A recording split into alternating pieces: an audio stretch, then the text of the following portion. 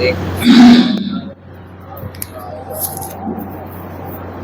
لله نحمده ونستعينه ونستغفره ونؤمن به ونتوكل عليه ونعوذ بالله من شرور انفسنا ومن سيئات اعمالنا من يهده الله فلا مضل له ومن يضلل فلا هادي له ونشهد ان لا اله الا الله وحده لا شريك له ونشهد ان محمدا عبده ورسوله. அல்லாஹ்வுடைய கிருபையினால் இன்று ஒற்றைப்படை இரவு பிற 23 இரவாக இருக்கிறது. நிறைய இமாம்கள், குறிப்பாக இமாம் ஷாஃபி ரஹ்மத்துல்லாஹி அலைஹி அவர்கள், இமாம் ஷாஃபி ரஹ்மத்துல்லாஹி அலைஹி அவர்கள் பிற 23 தான் நான் இந்த லைலத்துல் இரவை பெற்றுக்கிட்டேன்னு சொன்னாங்க என்பதாக நம்ம ரமதான் சிறப்புகளில் விக்ரயம் எழுதியிருக்கிறாங்க. வேறு 23 என்பது மிக பரக்கத்தான நாள். இந்த நாளில் அல்லாஹ் தஆலா இரவெல்லாம் விழித்து அல்லாஹ்வுக்கு பொருத்தமான நற்காரியங்கள் செய்யும் பாக்கியத்தை அல்லாஹ் நமக்கெல்லாம் தந்துல் புரிவானாக. அல்லாஹ் தஆலா இன்று ஓதி காட்டிய திருமறை வசனங்களிலே சொல்லி காட்டுகிறான். ஒமன் அஹ்ஸனு கௌலன் மிம்மன் தஆ இலல்லாஹி வ அமில சாலிஹன் வகால இன்னனி மினல் முஸ்லிமீன். அல்லாஹ்வின் பக்கம் அழைத்து கொண்டு நல்லமல் செய்கிறார்களே அவர்களை விட சொல்லால் மிக அழகானவர் யார்? வகால இன்னனி மினல் முஸ்லிமீன், நானும் முஸ்லிம்களில் ஒருவராக இருக்கிறேன் என்று சொல்கிறாரே, இவரை விட அழகால் சொல்லால் மிக அழகானவர் யாருன்னு அல்லாஹ் கேட்கிறான். ஒருத்தர் சொல்கள் எத்தனையோ நாம் வார்த்தைகள் பேசுறோம், சொல்லையே ரொம்ப அழகான சொல்லுதுன்னு கேட்டா மக்களை அல்லாஹின் பக்கம் அழைக்கிறது. அல்லாஹு தஆலாவுடைய சிஃபாத் அஃபால சொல்லி மக்களை அல்லாஹுடைய முஹப்பத்துடையவர்களாக அல்லாஹுடைய காதலர்களாக மாற்றுவதை விட சிறந்த அமல் எதுவுமே இல்லை. ஒமன் அஹ்ஸனு கௌலன், சொல்லால் மிக அழகானவன் யார்? மிம்மன் தஆ இலல் ஜன்னான்னு சொல்ல அல்லாஹ், சொர்க்கத்தின் பக்கம் அழைப்பவர்னு சொல்ல அல்லாஹ். மிம்மன் தஆ இலல்லாஹ், அல்லாஹின் பக்கம் அழைப்பவர்கிறான் அல்லாஹ் தஆலா. அல்லாஹின் பக்கம் அழைப்பது தான் ரொம்ப சிறந்த சொல். இன்னைக்கு நாம் பார்க்குறோம், அல்லாஹ் பற்றி மக்களுக்கு ஒன்றுமே தெரியல. கொஞ்ச நேரம் அல்லாஹ் பற்றி சொன்னால் அப்படியே ரொம்ப அசராயிடுறாங்க, ரொம்ப கேட்டு ரொம்ப ஆச்சரியப்படுறாங்க. இப்ப இல்லாம அல்லாஹ் எங்களுக்கு செய்கிறான், எங்களுக்கு இப்ப இல்லாம எங்களுக்கு அல்லாஹ் செய்கிறான், உணவாக போயிட்டோமேன்னு அழுகுறாங்க, கவலைப்படுறாங்க. முஸ்லிம்களை விடுங்க, காஃபிரான மக்கள் கூட அல்லாஹ் பற்றி கொஞ்சம் நேரம் பேசினா, இறைவனை பற்றி பேசுவோம், சந்தோஷப்படுறாங்க, மகிழ்ச்சி படுறாங்க. ஒரு தடவை நம்ம ஜுபேஜமா அவங்க, நம்ம சகோதரர் அவங்க வந்து நாகப்பட்டினத்திலிருந்து சேலம் வர்றாங்க. அப்போ துரு பஸ், அது பெங்களூர் போகிற பஸ், அது ஏறி உட்காந்துட்டாங்க. பார்த்தா ஒரு தூக்கிட்டே வரான் ஒருத்தன், வேற இடம் எதுவுமே இல்லை. எழுப்பி உட்கார வச்சாச்சு. அவன் ரொம்ப சரைஞ்சுக்கிட்டே வரான். உட்காந்தா இடிக்காதீங்கம்மான்னு தள்ளி உட்காருங்கிறான். உடனே அவன்கிட்ட கொஞ்ச நேரம் அல்லாஹ் பற்றி அசத் பேச ஆரம்பிச்சுட்டாங்க. பாருங்க, நமக்கு அல்லாஹ் தஆலா தூங்க வச்சுக்கிட்டே கூட்டம் வரான் பாருங்க இந்த பஸ்ஸில், இந்த சிரமம் இல்லாமல். அப்போ அல்லாஹ் பற்றி கொஞ்சம் பேச ஆரம்பிச்சு இன்ட்ரெஸ்ட் இல்லாமல் கேட்டாங்க. போக போக ரொம்ப இன்ட்ரெஸ்டாக கேட்க ஆரம்பிச்சிட்டேன். கிட்டத்தட்ட சேலம் டு 9 மணி நேரம் பிரயாணம். அல்லாஹ் பற்றி பேச ரொம்ப இன்ட்ரெஸ்ட் ஆகிட்டார்.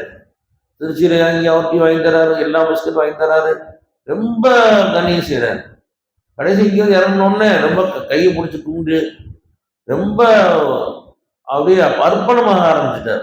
நீ காஃபிருக்கு தான் வரும். அல்லாஹ் பற்றி பேச பேச பேச எல்லா உள்ளங்களும் சந்தோஷப்படுகிறது. காமெடி உள்ளங்களாக இருந்தாலும் சரி. ஏன்னு கேட்டால் எல்லா உள்ளங்களுமே இறைவனுடைய காதல் இருக்க தான் செய்யும். இறைவனுடைய காதல் இருக்க போய் தான் காஃபிருக்கு இங்கிருந்து நடந்தே பழனிக்கு போகிறான். பழனிக்கு நடந்தே செருப்பில்லாம் நடந்து போகிறான்.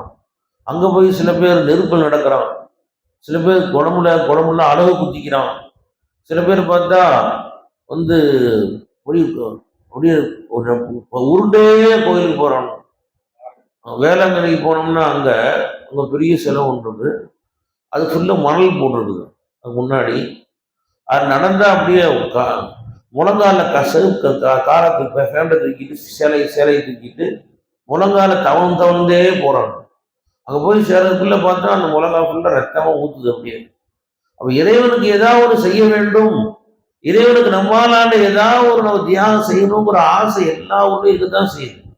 அந்த எல்லா உங்களுடைய உள்ளத்திலையும் அல்லாவுடைய முகப்பத்து இருக்கத்தான் செய்யுது. ஆனால் அந்த முகப்பத்தை கிளறி விடுறதுக்கு ஆளுநர் நம்ம ஷேகநாயகம் சொல்லுவாங்க, ஃபைஜநாயகம் சொல்லுவான், எல்லா உங்களுடைய உள்ளத்திலையுமா அல்லாவுடைய முகப்பத்து இருக்கத்தான் செய்யுமா.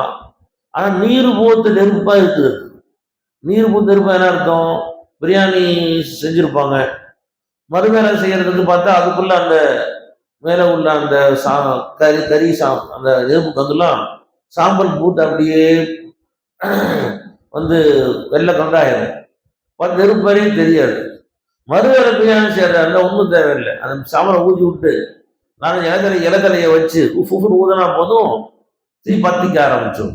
திருப்பி அடுத்த பிரியாணி பயங்கரமாக சோறாக்கலாம். அது மாதிரி நம்முடைய எல்லாருடைய உள்ளத்திலையும் அல்லாஹ் முகப்பத் இருக்குது. ஆனா அப்படியே சாம்பல் பூத்து இருக்குது, சொல்லி தர்றது ஆள் இல்லை. நீ கொஞ்ச நேரம் அல்லாஹ் பத்தி சொல்லி ஊதி விட்டு அல்லாவோட இஷ்டத்தை ஊட்டி விட்டோம்னு சொன்னா அந்த நெருப்பு பல பேர்த்த பத்த வைக்கும். அந்த நெருப்பு பல பேர்த்த அதை ஹயாத்தாக்கிடுவது. அந்த ஊதி விடுறது தான் ஆளுநமான நம்ம ஷேகநாயகம் சொல்லுவாங்க. அந்த மாதிரி அல்லாஹ் பற்றி சொல்லக்கூடிய சொல்லதை விட அழகான சொல் யாரும் கேட்கிறான் அல்லாஹ்வுத்தஆலா. அடுத்து அல்லாஹ் சொல்றான், வலா தஸ்தவில் ஹசனத்து வல சய்யிஆ, நன்மையும் தீமையும் ஒருவதும் சம ஆகாது. அது நம்ம நன்மை தீமை செய்யறான் ஒருத்தனுக்கு, நன்மை நீ திருப்பி செஞ்சுட்ட, நன்மையும் தீமையும் ஒரு காலம் நன்மையுடைய உயர்வு தான்.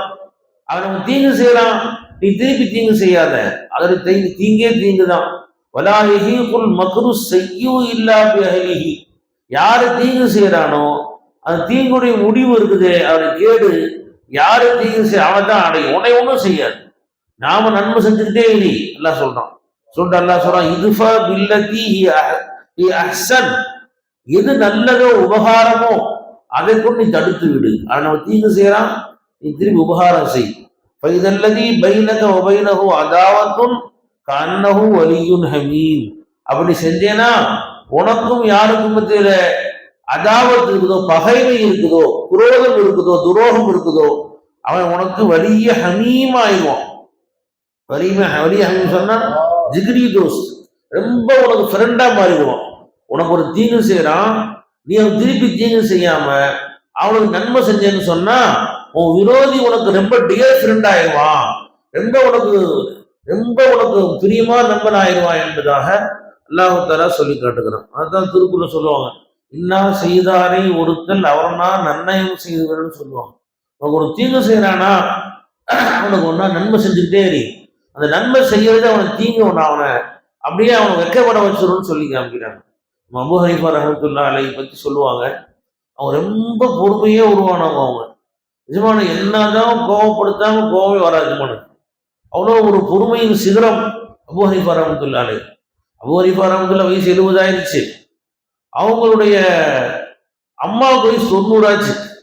அவங்க அம்மா பழுத்த பழம், பெரிய வணக்கசாலி. அவங்க ஒரு பெரிய மஜ்லிஸ் நிஜமா உட்காந்துருக்குறாங்க.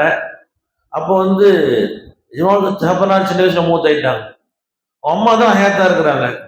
ஒரு பெரிய மனுஷன் உட்காந்துருக்குறாங்க. ஒரு ஆள் எஜமான கோபத்தை கிளப்புவதற்கான போய் சபையில் கேட்குறான், ஒரு கேள்வி கேட்கணும், கேளுப்பா, உங்க அம்மாவை இதை கல்யாணம் முடிச்சு வைப்பீங்களா அப்படின்னு கேட்டான். அப்படின்னு கேட்ட உடனே மாணவர்கள் கொதிச்சு எழுந்துட்டாங்க, விட்டா சாவடிச்சிடுவாங்க. என்ன கேட்குறான் இவன், அம்மா சர்க்காரை பற்றி என்ன கேட்குறான், எல்லாம் அப்படியே பயங்கர மாணவர்லாம் கோபம் ஆயிட்டாங்க.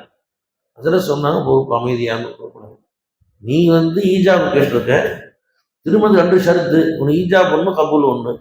நீ ஈஜாபு கேட்டிருக்க, நான் எங்கள் அம்மாட்ட போய் கபூல் கேட்குறேன், எங்கள் அம்மா கபூல் சொன்னா முடிச்சுக்க, இது என்ன பெரிய பிரச்சனை, ஒரு ரெண்டு பாதி முடிஞ்சிருக்குது, ஈஜாபு கேட்டிருக்கிறேன், நான் போய் கேட்குறேன், இது என்ன பெரிய இது ஒரு கோப விஷயம் ஒன்றுமே இல்லையே அப்படி நிஜமா ரொம்ப சாஃப்டா சொன்னாங்க.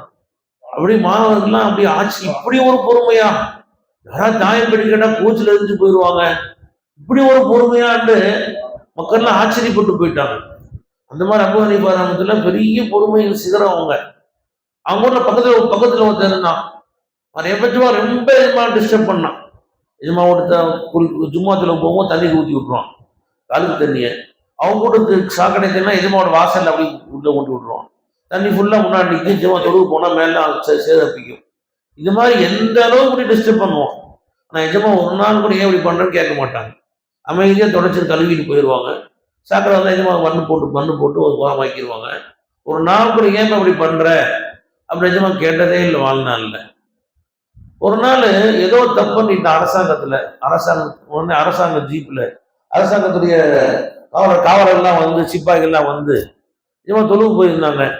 வந்தவங்க நல்லா அவன் அடி போட்டு நல்லா சாத்தி அவனை ஜெயிலுக்கு எடுத்துட்டு போயிட்டான்.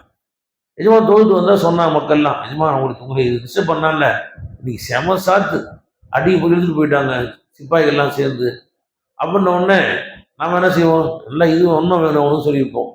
அப்படியா அப்படின்னு சொல்லிட்டு எஜமா அவங்க நேராக அவங்க கோர்ட்டுக்கே போயிட்டாங்க.